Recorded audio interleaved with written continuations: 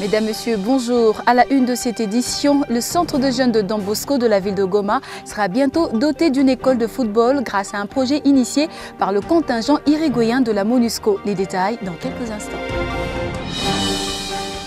Disposer d'une école de football pour les jeunes en dehors de la formation intellectuelle qu'ils sont censés recevoir dans leur établissement scolaire respectif n'est pas donné à tous les élèves, sauf peut-être ceux du centre Don Bosco de Goma. En effet, grâce au contingent uruguayen de la MONUSCO, ils seront bientôt dotés d'une école de football construite dans le cadre de ces activités civilo-militaires lancées depuis le 24 avril 2014. Ce projet a reçu le soutien des grands footballeurs de l'équipe nationale d'Uruguay et d'Espagne pour un financement évalué à 200 000 € assuré par la fondation uruguayenne Céleste. Pour illustrer sa vocation de renforcer les efforts de la formation sportive des enfants valides et handicapés âgés de 9 à 12 ans, un match de football opposant les catégories d'enfants a été organisé pour la circonstance. Et dans ces enfants qui font maintenant partie de cette école. Et pour cela, notre engagement est leur éducation physique, intellectuelle et la consistance de la coopération mutuelle est possible. Des enfants âgés de 9 à 12 ans vont apprendre à jouer au football. Donc c'est un projet qui a été initié par le contingent uruguayen de la MONUSCO et qui a obtenu le soutien des grands footballeurs de l'équipe nationale de l'Uruguay, mais également du gouvernement espagnol. Donc c'est un projet d'une valeur de 200 000 € et qui va donc permettre de construire cette école et de permettre aux enfants qui sont ici au centre Don Bosco en même temps d'étudier. Dans sa note sur la situation du paludisme dans le monde et en République démocratique du Congo, l'Organisation mondiale de la santé, OMS en sigle, affirme que sa région africaine continue de supporter la majeure partie du fardeau mondial du paludisme. Mais en eux seuls, la RDC et le Nigeria représentent 40% du taux mondial. Ce qui fait que pour le gouvernement congolais, il reste encore un défi à relever, d'autant plus que tous les efforts fournis par le gouvernement, le pays enregistre encore un taux élevé de décès.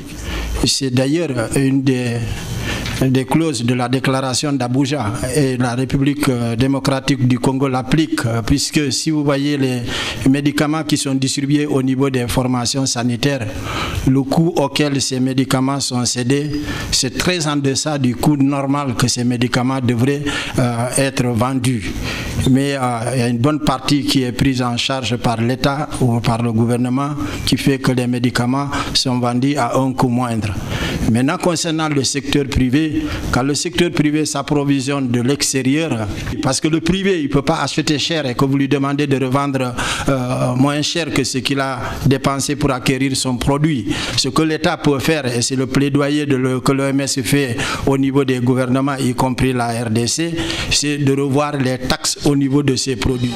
Le focus d'aujourd'hui revient sur l'ambiance qui règne au centre de presse. Cet outil de presse implanté à Goma par la MONUSCO pour faciliter aux journalistes basés ou de passage dans cette ville leur travail, accroître leur compréhension du travail abattu par les militaires et les civils onusiens sur le terrain afin de leur permettre un traitement impartial de l'information de la mission onusienne. Ce focus nous donne également l'occasion de vous présenter ce cadre où les chevaliers de la plume et du micro se fixent rendez-vous chaque semaine avec des nouvelles techniques de l'information et de la communication et de vivre à fond leur confrérie. Oui, moi je suis Moustapha Moulonda, je suis journaliste de Sifia Grand Lac. Je suis dans cette salle parce que c'est une salle qui nous est disponibilisée par la MONUSCO pour y effectuer nos recherches, mais aussi travailler dans ce domaine du journalisme, parce que ça demande un emplacement un peu calme et avec une connexion de bonne qualité comme celle-ci, et ça nous permet de bien travailler. Je m'appelle Alain Wandimoy, je suis un photojournaliste évoluant à Goma.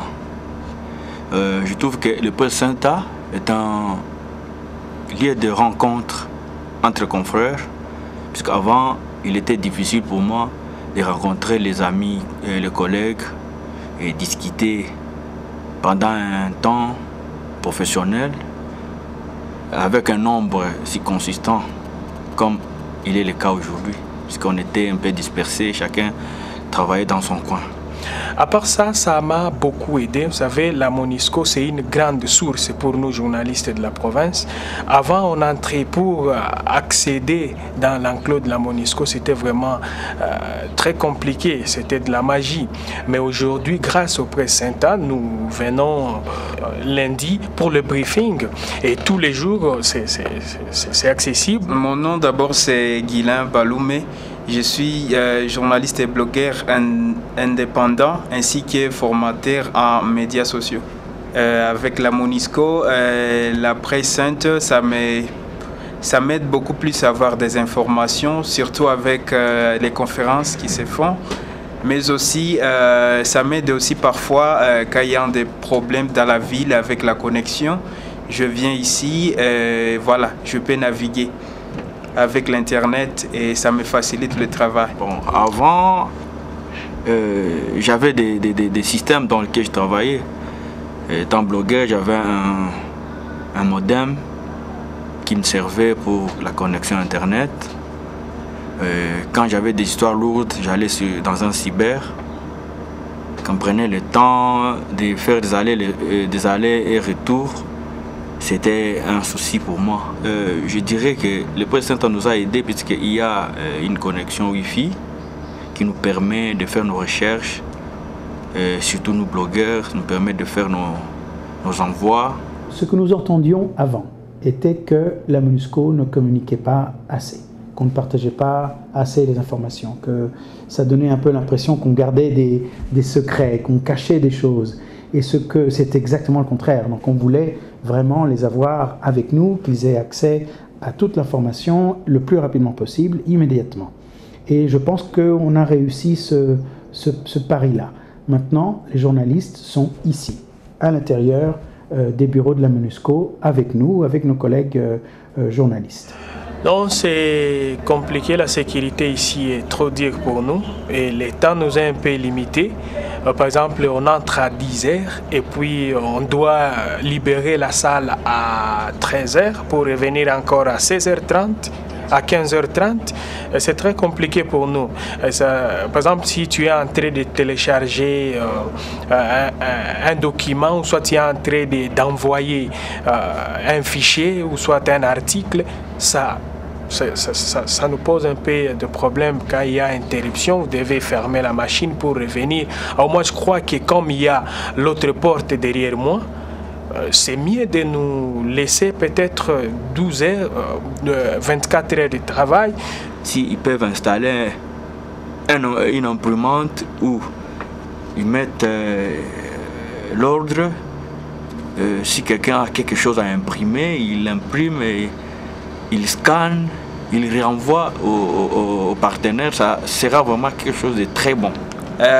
Surtout, encore une fois, vraiment, on pourrait souhaiter que la connexion soit encore beaucoup plus rapide que ce que nous avons, mais aussi, surtout avec certains,